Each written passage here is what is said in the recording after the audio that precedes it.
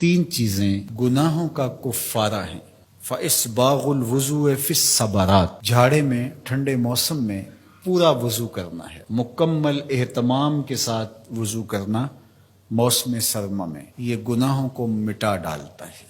اور دوسری چیز ارشاد فرمائی وَإِنْتِظَارُ الصَّلَاةِ بَعْدَ الصَّلَاةِ، ایک نماز کے بعد دوسری نماز کا انتظار کرنے بیٹھ جانا، کہ عصر پڑھ لی اب مغرب پڑھ کے جائیں گے، مغرب پڑھی اب عشاء پڑھ کے جائیں گے، تو ایک نماز کے بعد دوسری نماز کا انتظار۔ حضرت عبداللہ ابن عباس رضی اللہ تعالیٰ عنہ فرماتے ہیں کہ حضور فرماتے ہیں کہ میں نے اپنے رب کی زیارت کی۔ حضرت عبداللہ ابن عباس فرماتے ہیں کہ میرا گمان ہے کہ یہ حضور کسی خواب کی کہانی سنا رہے ہیں۔ تو ارشاد فرمایا کہ جب میں نے اپنے رب کی زیارت کی تو میرے رب نے مجھے کہا کہ یہ فرشتے جو ملائے اعلیٰ میں بحث کر رہے ہیں یہ کس امر میں گفتگو کر رہے ہیں، فرشتے کسی معاملے میں تکرار کر رہے تھے، تو ان کی گفتگو کس عنوان سے ہے؟ تو میں نے کہا کہ مالک تو بہتر جانتا ہے، مجھے معلوم نہیں ہے۔ تو اللہ نے اپنا دست قدرت میرے دو کندھوں کے درمیان رکھا اور اس کی ٹھنڈک میں نے سینے میں محسوس کی۔ فَتَجَلَّ لِي كُلُّ شَيْءٍ وَعَرَفْتُ، ہر شے میرے سامنے روشن ہو گئی اور میں نے ہر شے کو دیکھ بھی لیا اور پہچان بھی لیا۔ تو پھر میرے رب نے کہا کہ اب بتاؤ، تو ظاہر ہے اس کا دست قدرت میرے دو کندھوں کے درمیان آیا اور ہر شے میرے سامنے آ گئی۔ تو میں نے عرض کی یا اللہ یہ کفارات اور درجات کے بارے میں آپس میں بحث کر رہے ہیں، اور وہ کفارات کیا ہے؟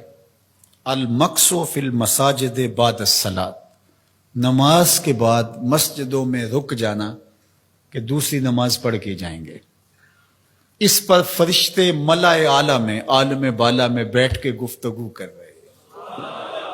اللہ اکبر، یہ کتنا بڑا عمل ہے کہ جس پر فرشتے کہہ رہے ہیں بلے بلے، کیسے وہ لوگ ہیں جو ایک نماز کے بعد دوسری نماز کے لیے رک جاتے ہیں۔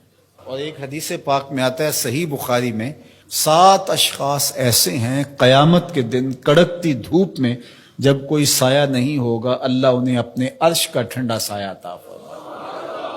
ان میں سے ایک وہ آدمی جس کا دل مسجدوں کے ساتھ جڑا ہوا ہے، مسجد کی حاضری اسے بہت پسند ہے۔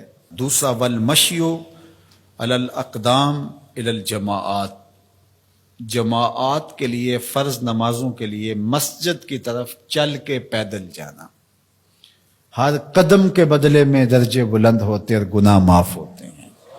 اللہ اکبر۔ یہ طلب کی گئی کہ دعا کیجئے کہ میرا گھر مسجد سے نیڑے ہو، تو کہا نہیں، تم جتنے قدم چل کے آتے ہو اتنے تمہارے گناہ معاف ہوتے، اتنا ہی تمہیں ثواب ہوتا ہے۔ تو یہ چل کر کے آنا گناہوں کا کفارہ ہے۔ تیسری چیز ارشاد فرمائی کہ وَإِسْبَاغُ الْوُضُوءِ فِي الْمَكَارِهِ، مشکل صورتحال میں وضو پورا کرنا، اور وہ سردیوں کے اندر مشکل ہوتا ہے کہ پانی بہت ٹھنڈا ہے، تو اس وقت بندہ کہتا ہے چلو ایک دفعہ بھی گزر ہو جائے گی، اگر ایک دفعہ بھی چہرہ دھو لیں گے وضو تو ہو جائے گا، لیکن سنت طریقے سے 3 بار ہی دھونا، اور 3 بار ہی جو ہے وہ پاؤں دھونے، اور 3 بار ہی باقی اعضاء دھونے، تو یہ مشکل ہوگا وضو میں ٹھنڈے پانی سے۔